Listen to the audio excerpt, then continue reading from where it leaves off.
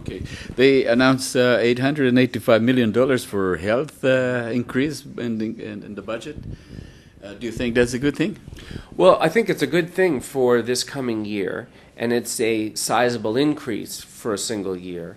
The problem is this: what we've done some research on health financing and the sustainability of the healthcare system, and what it tells us is that you basically need to increase the health budget by 5% a year in order to account for just to maintain the system, meaning 5% is what you need to cover inflation, population growth, and population aging. That together, you need 5% to stay in place, to maintain the status quo. So this coming year, they're actually increasing it by just over 7%. The problem is that for the last 5 years, the average increase has only been around 3.5%. And so next year's 7% increase only goes part way in covering the fact that the last few years there's been all this built up, this pent up stress in the system. The next 2 years, they've announced after that they're only going to increase it by 3.3% and 2.2%. So again, they're setting themselves up to have all this pent up pressure where they're not adequately funding what we need just to maintain the system. And economy also grows at a rate, so the 5% increase probably goes along with well, that's the convenience of it, which is that government revenues tend to track nominal GDP growth, and in BC that tends to be just over 5%. And in fact, their own budget forecasts are saying for the next few years it'll be just over 5%. And so even though 5% sounds like a lot, all it really says is if the government just committed to maintain health spending relative to GDP, relative to the economy, that would be fine. But they're not doing that. So it just makes sense that if 5% is the growth, then the increase in all services should be 5%. How about education? You need $200 million increase, is it, for education? Yeah, in order to, again, maintain the existing status quo. It looks like they have done that more or less, but of course the status quo is problematic, right? So it looks like in the budget they have funded the salary increases that were negotiated, and it looks like they've got enough money there to maintain existing levels, but not for any kind of improvements. And you also say that they would need another $160 million to cut tuitions in half? Yes, there was nothing there on that. There was some increase for the post-secondary sector, but it looks like that's strictly to cover the increased costs associated with their promise of 25,000 new spaces at the post-secondary level, but they've made it pretty clear that it's not going to be towards tuition reduction.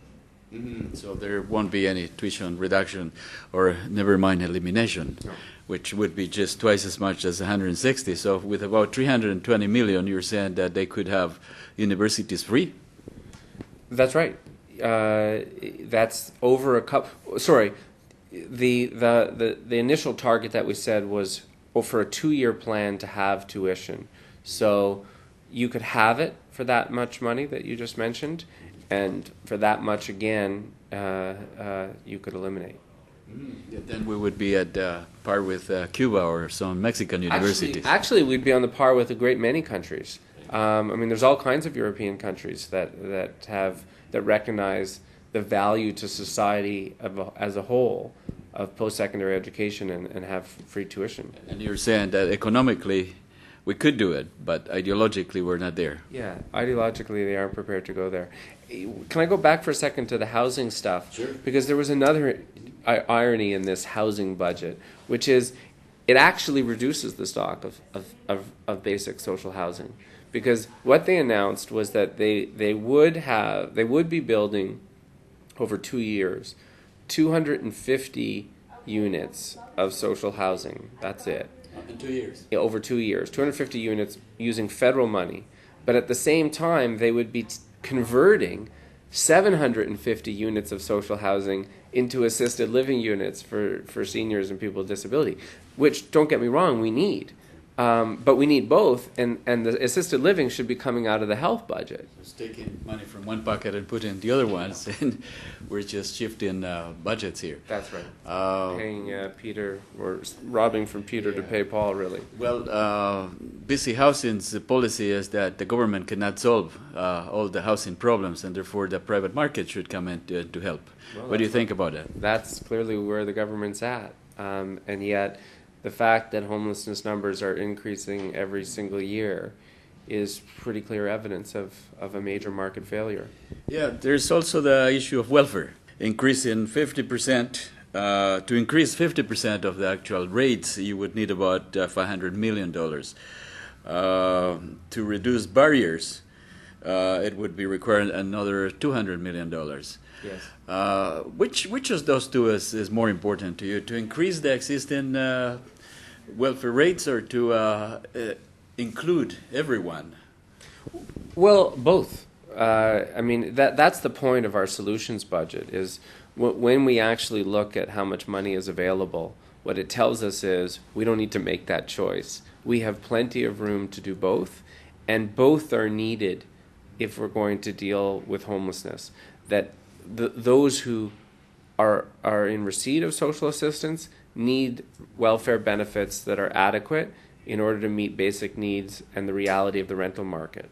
But I would say equally, if not more significant, when it comes to the increase in homelessness, isn't how much people get on welfare. It's that there are thousands of people who need and should get welfare who aren't getting it. And so we've costed out, if the government were to take our advice and remove the key barriers that they've put in place to people accessing the help that they need, that would cost another that would cost $200 million, because the caseloads would go back up, and the cost of that would be $200 million.